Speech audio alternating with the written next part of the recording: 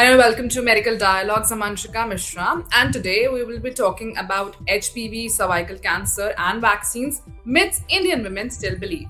The cervical cancer remains one of the most common cancers among women in India. According to global estimates, India accounts for nearly one fourth of the world's cervical cancer burden, with thousands of new cases diagnosed every year. What makes this even more concerning is that cervical cancer is largely preventable through timely HPV vaccination, regular screening, and awareness. And to help us understand this topic further, we are joined by Dr. Kanika Batra, a trained minimally invasive robotic and laparoscopic surgeon and a leading expert in gynecologic oncology. She is currently associated with Max Healthcare and has received advanced training from prestigious institutions including Mayo Clinic, Royal Hospital for Women Sydney, KEM Hospital Germany, and Rajiv Gandhi Cancer Institute and Research Center. Welcome to Medical Dialogues, Doctor. Thank you so much for the kind introduction, Anshika. Thank you. It's a pleasure to have you here. My pleasure. All right, so we'll be starting with. To begin with, if I have to ask, can you tell us what exactly is HPV and how is it linked to cervical cancer? So, HPV is the human papilloma virus.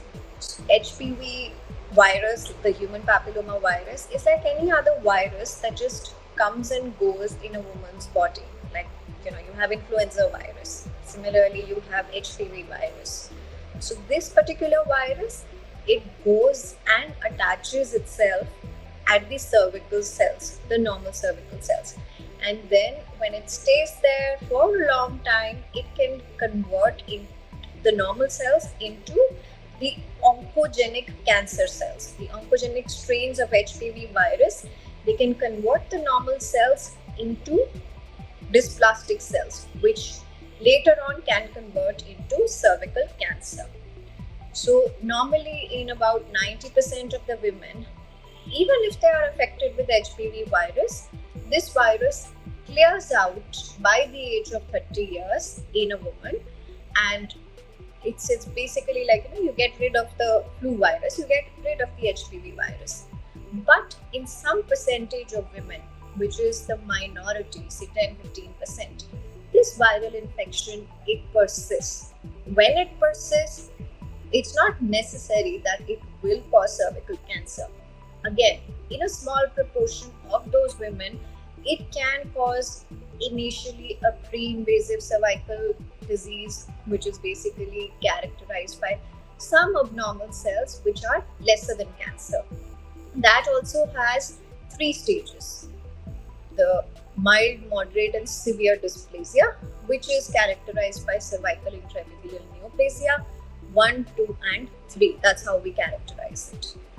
And if left untreated, even after that, then it can progress on to form cervical cancer, which happens in a minority. So if you see at a population level, the HPV infection is very common, but most of the women, they are able to get rid of this infection by their natural immunity. And even if you have been detected with HPV virus, it doesn't mean you're going to get cervical cancer. So I see a lot of women who come panicking with the HPV positive report. Majority of them will clear out this HPV virus. Thank you so much for explaining it so beautifully, ma'am. Thank you. Moving on, if I have to say that many women still believe that cervical cancer can only affect older women. Is that true? Cervical cancer can occur at any age, but we do have a bimodal age distribution. Like if you see the peak of the age at which cervical cancer occurs at a population level. So one peak is at around 45 years of age, the other one is at 60-65 years of age. This is the most common peak. But it doesn't mean that younger women cannot get cervical cancer. I've seen younger women with age as low as 25 years who've gotten cervical cancer and often detected at a later advanced stage. So it really depends upon the demographics, what country a woman is living in, and what is the prevalence of HPV infection, and at what age the woman starts to be sexually active. All these factors play a role to decide what age will a woman get cervical cancer at. All right, thank you, ma'am, for that answer. and also clearing it out. My next question is, what are some of the most common myths Indian women believe that you might have also heard about the HPV infection and the cervical cancer? A lot of them think that getting an HPV infection is like a death sentence and they surely will get cervical cancer, which is a complete myth. As I told you, most of them will clear out this infection. The second myth that they have is that um, it can affect their fertility. HPV infection can affect their fertility. Most of the times, HPV infection does not affect your fertility at all because it is there at the cervical end. And fertility is governed by what happens inside the uterus and the eggs production by the ovaries. In fact, so many women are unaware of cervical cancer developing in them that we see so many pregnant women who have cervical cancer. So it has no effect in fertility. That is one. Then there are myths around the HPV vaccine that it is not effective and it is not a good vaccine. I think enough work is being done for that at a global level. We have world leaders from all over the world who are coming and literally telling you that this vaccine is absolutely safe. It can prevent cervical cancer in over 90% of the cases. Even one shot is good enough. And silence is the biggest thing that kills women with cervical cancer because neither are they getting screening done nor are they getting the vaccine. Very few cancers against which we have a vaccine, and there's so much taboo around it. Even now, if you see, there are so many social media posts which are advocating against the use of this vaccine. It's shocking and bizarre when I see those posts because beyond a doubt, all guidelines everywhere, they are recommending women should get at HPV vaccine.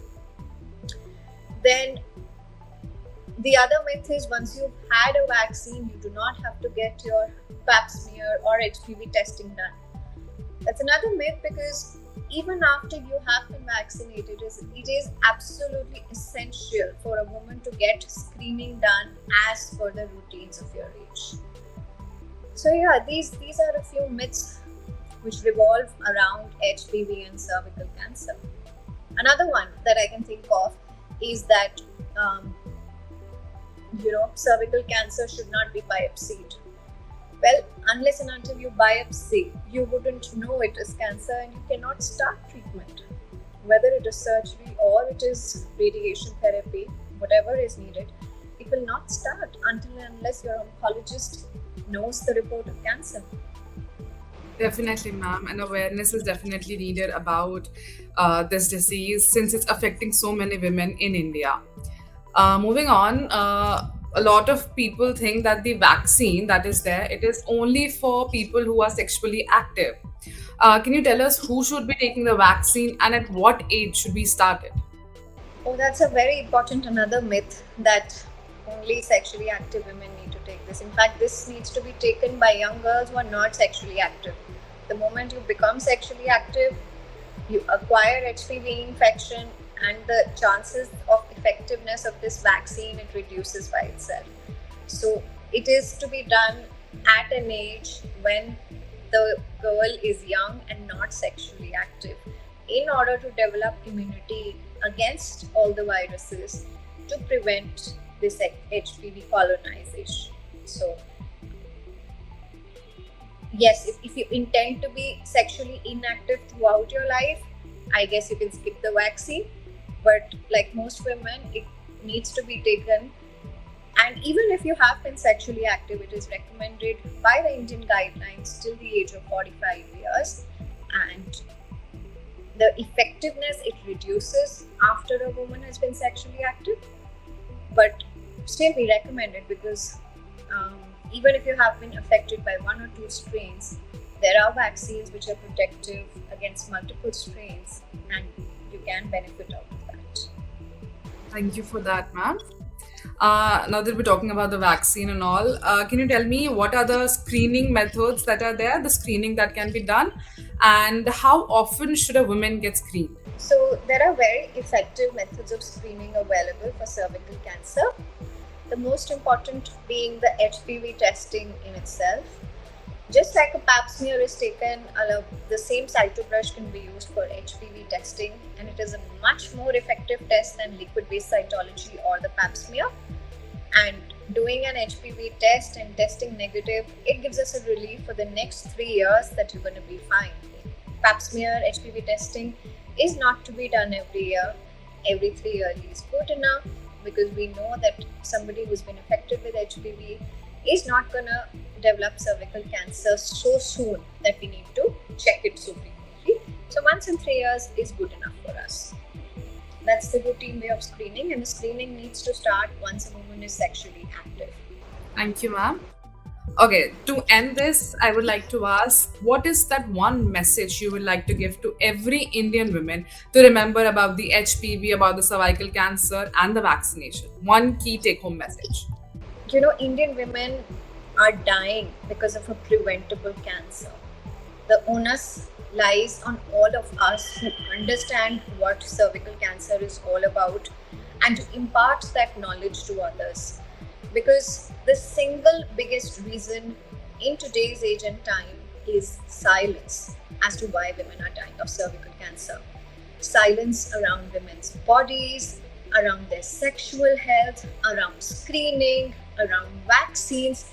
It's a preventable disease. It's an absolutely preventable disease that can be taken care of with screening, with awareness about the HPV vaccine, with healthy sexual activities, and all the bodies all around the world are working towards it, and so many of the developed nations have reduced the incidence of cervical cancer so much, so drastically, because of effective plans around screening and vaccination.